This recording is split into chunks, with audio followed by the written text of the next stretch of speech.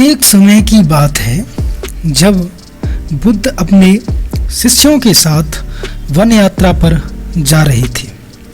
उनके आसपास शांति और स्थिरता की वातावरण फैली हुई थी। सबके चेहरे पर आत्मविश्वास की मुस्कान छाई हुई थी। वन में चलते हुए रास्ते पर वे एक छोटे गांव पहुंचे, जहां एक स्त्री ने उन्हें अपने दुखद दिल की बात सुनाने के लिए आमंत्रित किया। बुद्ध और उनके शिष्य ने उसे गर्मी और स्नेह से संबोधित किया।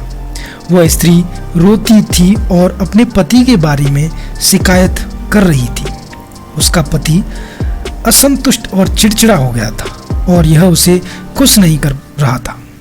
स्त्री यह सोच रही थी कि वह अपने पति को छोड़ दे और अपने माता पिता और भाई बहन के साथ वापस जाए। बुद्धा उन्हें धैर्य से सुनते रहे और फिर कहने लगे, प्रिय, तुम्हारी परेशानियों का कारण तुम्हारे पति की वजह से नहीं है। यह तुम्हारे अंतर में स्थित मानसिक स्थिरता की कमी की वजह से है। तुम्हारा पति खराब नहीं है, बल्कि तुम उसे सही ढंग से समझने में असमर्थ हो रही हो। जो कुछ तुम उसे दे रही हो वह संभवतः वही तुम्हें वापस मिल रहा है। बुद्धा के शब्दों ने स्त्री के मन को चिंता मुक्त कर दिया। उसने आगे बढ़कर पूछा, गुरुदेव, मेरा क्या करना चाहिए? कैसे मैं अपने परिवार के साथ खुश रह सकती हूँ? बुद्धा ने प्यार और समझदारी से उसे बताया, प्रिय स्त्री, तुम्हें अपने पति की बजाय उसके गुणों को देखना चाहिए। वह अपने तकलीफों से जूझ रहा है और उसे भी तुम्हारा साथ चाहिए। तुम्हें उसकी ज़रूरत है और तुम्हारे परिवार को भी तुम्हारी आवश्यकता है। तुम उसे समर्थन दो और उसके साथ बने रहो।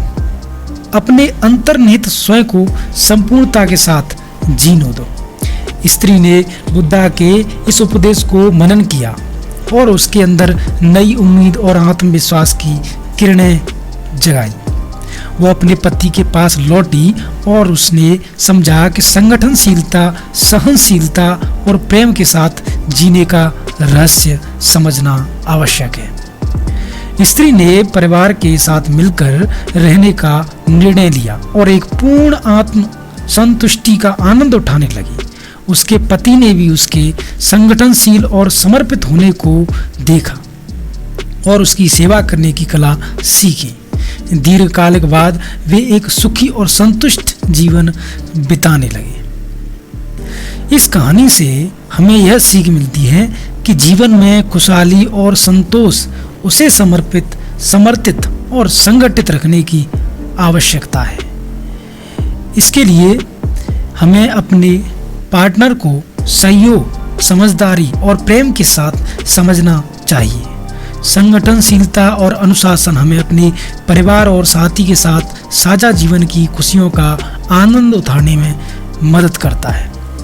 तो इस प्रकार बुद्ध ने एक स्त्री को अपने पति से बिछुड़ने से बचाया। तो इस प्रकार की कहानी और सुनने के लिए हमारे चैनल को लाइक करें, सब्सक्राइब करें और वीडियो को शेयर करें। तो मिलते हैं एक अगली बुद्धा स्टोरी में।